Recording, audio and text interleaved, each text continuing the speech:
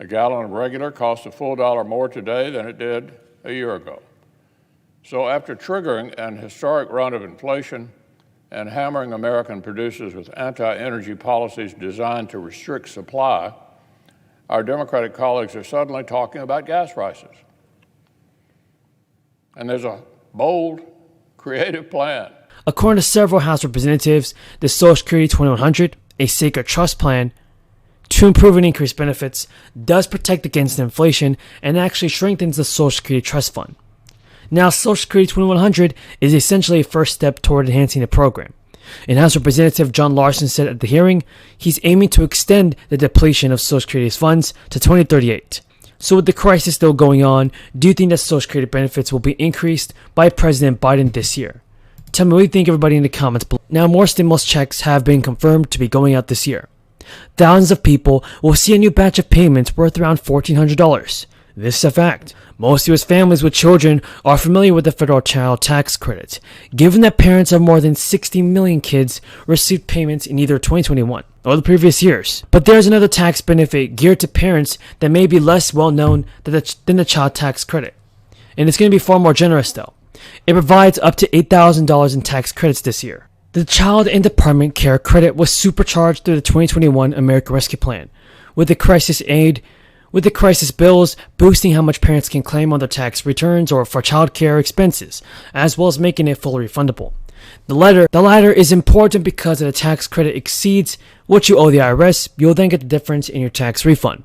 Plus the Child and Department Child Tax Credit, plus the Child and Department Care Credit have been around since the 1970s, and it was designed to help working parents offset the cost of daycare, after-school programs, and summer camps, but the credit hasn't kept up with the pace of childcare cost. With the Child Advocacy Group and with the American Rescue Plan, it created several tax benefits for families. That includes a generous expansion of the Child and Department Care Credit, which the Biden administration said was geared toward helping parents return to work. Under the expansion, parents can receive a tax credit worth as much as $8,000, nearly 4 times the previous limit of $2,100. The expanded child tax credit, by comparison, provides $3,600 for each child under 6 and $3,000 for children between 6 to 17. The fact that it's also fully refundable is important because it could boost the tax refund that many parents received this year. Tax credits are dollar-for-dollar reductions in a person's tax liability versus deductions that lower a person's overall taxable income. The most parents can receive from the tax credit is $8,000, which applies to families with 2 or more children. The expanded tax break lets families claim a credit worth 50% of their child care expenses, which can be up to $16,000 for 2 or more kids. In other words, families with 2 kids who spent at least $16,000 on daycare in 2021 can get $8,000 back from the IRS through the expanded child tax credit. Prior to the American Rescue Plan, parents could only claim 35% of a maximum of $6,000. That's all in child care expenses for 2 children. Parents and people with dependents who paid for the care of a qualifying individual in order to work or look for work during 2021 are also eligible for the expanded tax credit. Following the beginning of the crisis, both the former president and Joe Biden's administration organized stimulus checks, officially called EIP payments or economic impact payments. 3 different stimulus checks were sent out to low and medium income families, with a check of $1,200 in April 2020, one of $600 in December 2020, and one of $1,400 in March 2021. Many people have not claimed the full amount of stimulus money that they were entitled to. It isn't too late though, as these people may still be able to backdate their stimulus checks.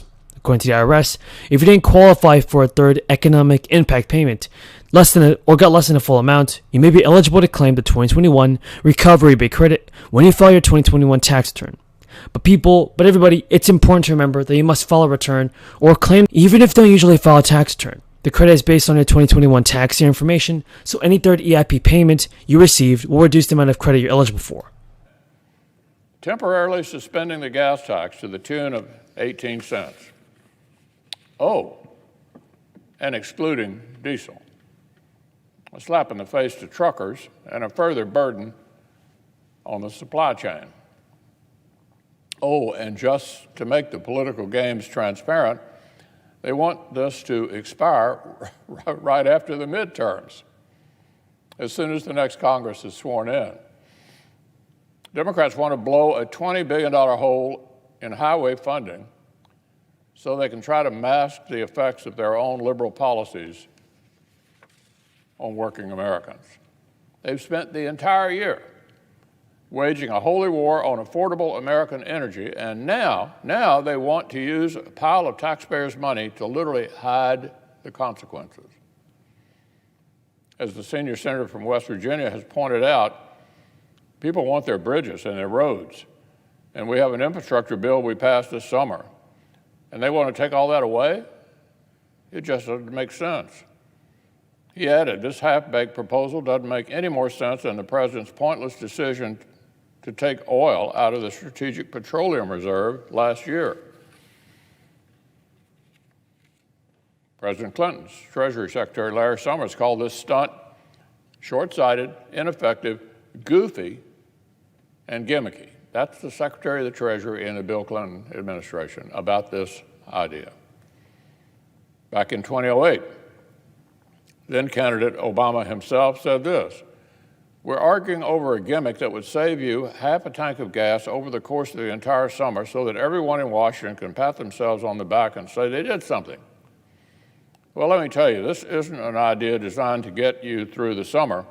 It's designed to get them through an election. That's Barack Obama in 2008, and he was right.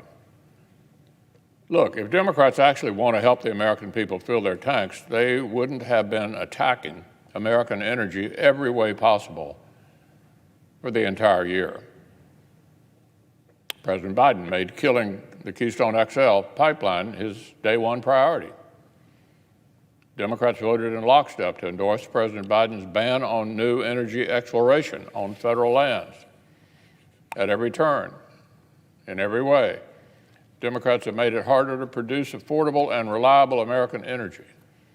Take any form of energy, and if the people in San Francisco don't find it fashionable, the Biden administration has gone after it. 3 years ago, under Republican policies, the United States became a net exporter of oil for the first time in more than 70 years. From a sheer mathematical perspective, for the very first time since World War II, we were producing all that we needed and then some. Alas, a very different philosophy now controls Washington. In President Biden's first year, our own oil imports from Russia hit a new all-time high. But as we speak, events in Eastern Europe are reminding the entire world that energy abundance is not just about families' pocketbooks. There's a colossal strategic cost when our nation and our allies become economically dependent on countries who don't like us very much.